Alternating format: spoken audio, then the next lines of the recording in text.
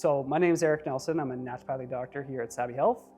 One of 3 naturopathic doctors here on staff. I primarily focus on men's health, pain management, and cardiometabolic disease. So trying to get people as healthy for their entire life, but optimize them currently, and then making sure that they're going through the protocol as naturally and as optimally as possible. I was looking into medicine, and I really tried to piecemeal my own type of medical training. So I was being trained in conventional medicine, and I realized that there was going to be no research or practice in nutrition. There was going to be pretty much no focus on physical health in terms of exercise. So I was trying to piecemeal that myself. So I was getting additional nutrition certifications on the side. I became a certified personal trainer. I just tried to do it all myself. And then my wife, Erik Nelson, who's also a naturopath here at SABI Health, she was the one who found out about naturopathic medicine. And so naturopathic medicine is a place where we could go learn all of these tools in the same place in an integrated fashion. So that really appealed to me, just going to one place, learning it all holistically, and then bringing those skills to the masses. Optimal health and wellness is the ability to do what you want, when you want, with whom you want, for as long as you want, however you want, and with basically as much health as you want. So to be able to physically do the things you want to do, whether that's play with your grandkids, it's climb Mount Everest, right? It's do an Ironman triathlon. So it could be physical related, could be body composition related, could be mental health related. It all comes down to having the health that gives you the options to lead your best life. One small thing that is going to make a huge outsized impact on your health and wellness is rhythm and timing.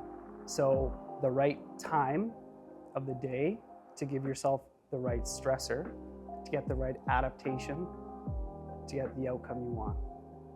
That could also be on a macro scale, the right goal that requires the right stimulus over a long enough period of time to get the outcome you want without it interfering with everything else in your life. So if you're launching a business, you got a toddler at home, might not be the best time to add on an Ironman, you know? There's a million examples of this where the rhythm and the timing of what you want to do matters more than the intensity or the focus or the hard work or the willpower or the team even. One way that I personally maintain my health, rhythm and timing, exercise pretty much every single day, really strong connections with the people that I love, and time for the people, the things, and the activities that I want to accomplish. So for me, it's a lot about margin and making sure I have the right amount of time and the right amount of space and margin between one thing I want to do and another thing I want to do, so that I'm not rushing so much. And if you're not in a rush, you genuinely enjoy your day from start to finish a lot more, and therefore you're more likely to be consistent with it, and consistency is key. Being a naturopathic doctor, our job literally is health and wellness. So it's what we specialize in, it's what we know the most about, it's what we are most excited about. And it's the thing that I'm gonna talk your ear off if you were just sitting next to me at a conference or at a dinner table, at a party. So it's a part of my life. I live it, I breathe it, I take it with me everywhere I go. And so to make it my career and my focus was natural. But what I will say about that is health and wellness is not just an individual pursuit. It's a community and a team-based pursuit. So that's why I reached out to SABI Health, and that's why I wanted to join and build this team out the way that it is, because as a team, you're gonna get a lot further. And with the support structure in place here, you can do a lot more than what you think you can. One myth about health and wellness that I wish was demystified is probably that hard work is required, but it's not the end-all be-all. So you can't just put your head in the sand and work harder and get to all of your goals. It works really well at the beginning to work hard, and I think that's a prerequisite to doing anything great in life. But by itself, it's insufficient, because you are going to run into obstacles where your body will stop working with you. And if your body stops working with you and you're fighting it, you're just going to keep digging yourself a bigger hole. And I see this constantly. This is in the hustle culture. This is everywhere you look, right? Just work harder, put your nose to the grindstone, get it done, right? Wake up earlier.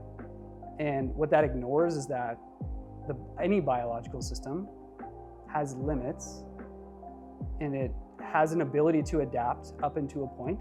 And oftentimes, once you hit that point, you fall off a cliff.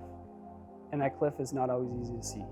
And so a lot of what I do, week to week, is trying to help people out of that ditch that they've dug for themselves and reorient where we need to apply the effort, when we need to push hard, and when we need to pull back.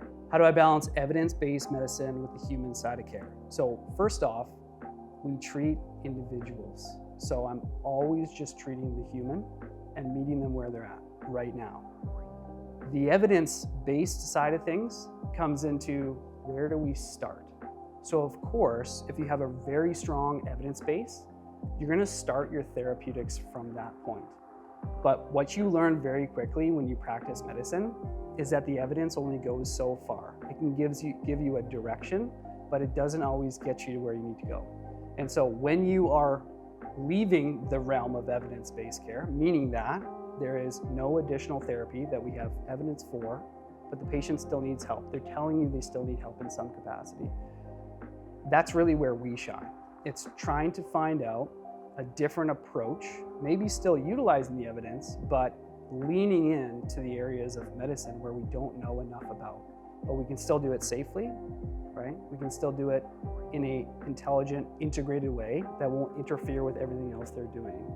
But we can often, but not always, get people great results in scenarios when they basically ran out of room in conventional medical care, right? They tried everything, they thought they tried everything, especially all the evidence-based things that are well known, and they still had the concern. So it always comes back to, did I help the individual sitting in front of me get their optimal health and wellness?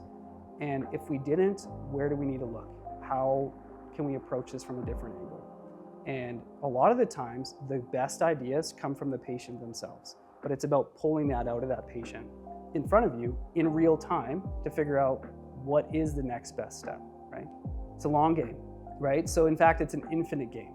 So a finite game is like you're training for a marathon. You know, at the end of the marathon, it's gonna be over. There's a finish line. You can lay on your back, get somebody to drag you to the ice tent, right? But in medicine and health and wellness, it's an infinite game. So there is no true finish line. It really is just about stacking bricks on top of one another.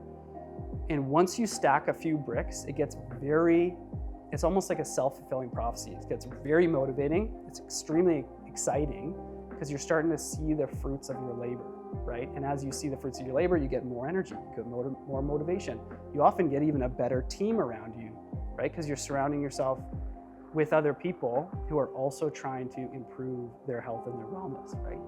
And as a community, just keep building and building and building and building. It honestly never stops. There's always gonna be something that comes up, and there's gonna be some challenge set in front of you that you're gonna have to meet and realize, well, maybe I don't have what it takes to meet that just yet.